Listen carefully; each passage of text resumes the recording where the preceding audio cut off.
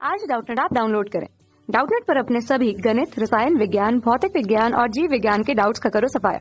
बस प्रश्न की फोटो खींचो, एक ही प्रश्न को क्रॉप करो और तुरंत वीडियो सोल्यूशन पाओ।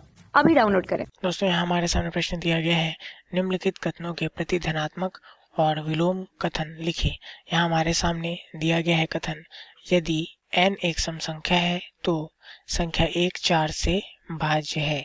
अब यहाँ पर दोस्तों हम देख सकते हैं, यह जो हमें कथन दिया गया है किस रूप में है, यह हमें यदि p तो q के रूप में हमें दिया गया है। तो यहाँ पर यदि हम देखें, हमारे पास p क्या हो गया, p हो गया n एक सम संख्या है और यहाँ से q क्या हो गया, संख्या 1 4 से भाज्य है। तो यहाँ हम p द्वारा दर्शा सकते हैं n एक सम संख्या है को, तथा q द्वारा दर्शा सकते हैं संख्या 1 4 से भाज्य है। तो यदि हम बात करें, हमें कथन इस रूप में दिया गया है, p अंतर्भाव q और यह अंतर्भाव है यदि तो के लिए। तो इस चिन्ह द्वारा हम अंतर्भाव यदि तो को दर्शाते हैं।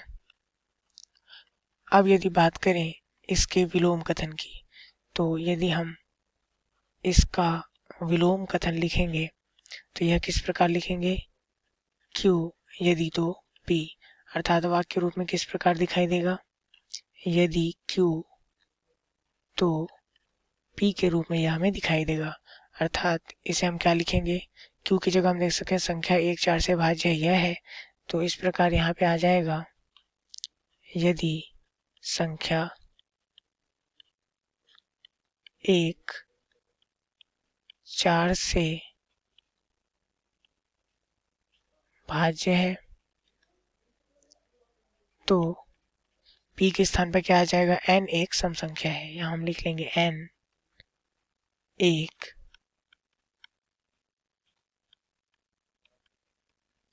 सम संख्या है, ये हमारे पास आ जाएगा।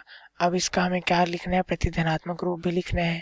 तो यहाँ हम लिखेंगे प्रतिधनात्मक, यहाँ पे p अंतर्भाव q है, इसका प्रतिधनात्मक हमारे पास क्या हो जाएगा, निषेधन q अंतर्भाव निषेधन p, इस रूप में हमारे पास आ जाएगा। तो इसे वाक्य रूप में हम क्या लिखेंगे, यदि निषेधन q तो निषेधन p हमारे पास आ जाएगा।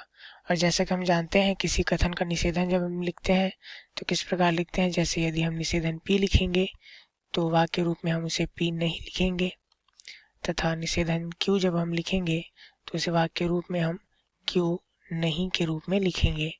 तो q नहीं या p नहीं से तात्पर्य यह है कि दिए गए कथन को हम असत्य बताते हैं, नकारते हैं। तो इस प्रकार यदि निषेधन q तो निषेधन p के रूप में यदि हमें लिखना हो तो हम क्या लिखेंगे, यहाँ से यदि, अब जो हमारा कथन q है उसका निषेधन लिखेंगे। q दिया गया है यहाँ पर संख्या 1 4 से भाज्य है, तो उसका निषेधन क्या हो जाएगा, इस वाक्य में हम नहीं जोड़ेंगे। तो यहाँ से आ जाएगा संख्या 1 4 से भाज्य नहीं है। ये हमारे q का निषेधन हो गया, निषेधन q। उसके बाद दिया गया है तो, इसके बाद है निषेधन p।